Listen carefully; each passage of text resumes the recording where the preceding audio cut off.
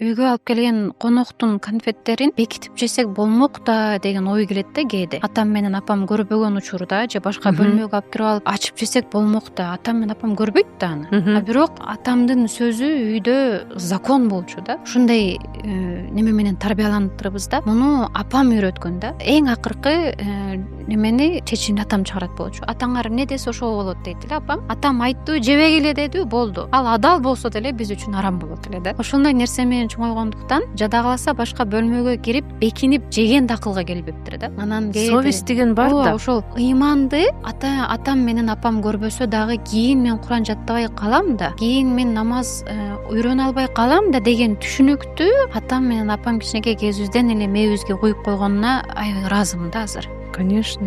Кээде байкы өзүмдүн балдары таттуу жегиз келип калат, телевизор көргүс келип калат. Анан айта берем да, мен дагы балдарымды апам менен атам тарбиялагандай тарбиялайм десем, атам күлө берет да. Жок, аны тарбиялай албайсыңар азыр депчи.